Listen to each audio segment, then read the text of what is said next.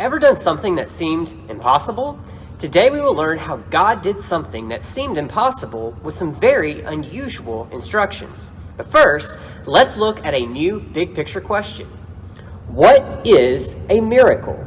A miracle is something God does that usually cannot be done so that we can know He is all powerful.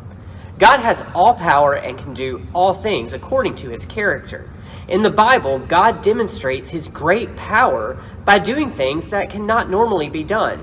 When God performed miracles, the people knew He was God and that He deserved their praise.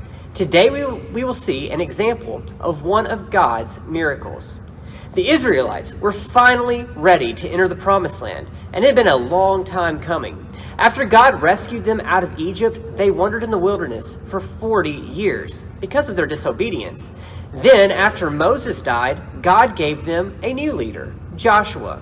Under his leadership, Israel would finally return home. The Israelites finally arrived at the Promised Land, but other people were living in the land.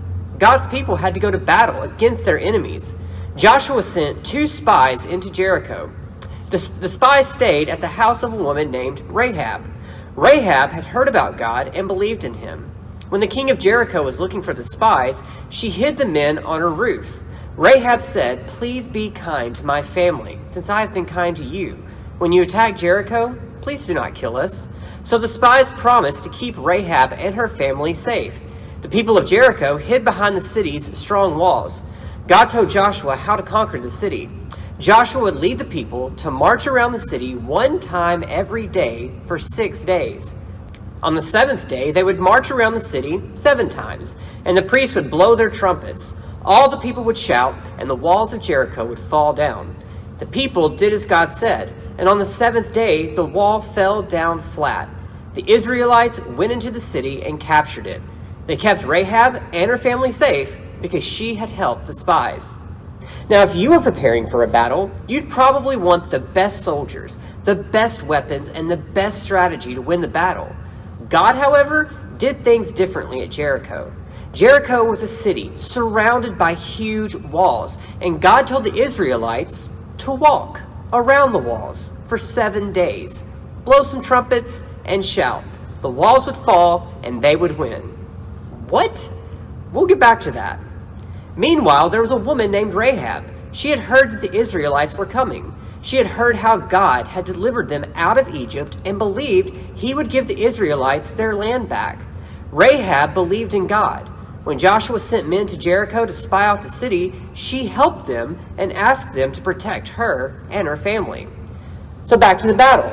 The Israelites soon attacked Jericho, and they followed all of God's instructions. They walked and walked and walked, and then on the 7th day, they walked around the city 7 times. They blew their trumpets, they shouted, and God gave them the victory in the battle. He also protected Rahab and her family. The Israelites were not able to conquer Jericho on their own. They needed God's strength and God's power. We too cannot fight our battles on our own, especially our battle against sin. We need God. We need Jesus. Thankfully, God sent Jesus to die on the cross and rise again so that we could be saved and forgiven of our sin. By faith, Rahab believed God would win the battle. When the Israelites attacked Jericho, Rahab and her family received mercy and became part of God's people. Jesus has won against sin and death. Everyone who trusts in Jesus receives mercy and becomes part of God's family forever. With the start of a new unit comes a new memory verse, Psalm 77:14. It says, "You are the God who works wonders. You revealed your strength among the peoples." God can do many wonderful or miraculous things, like how He defeated Jericho in today's story. God is all-powerful. Join us again next week as we continue to see the miraculous ways God gave the Promised Land back to His people.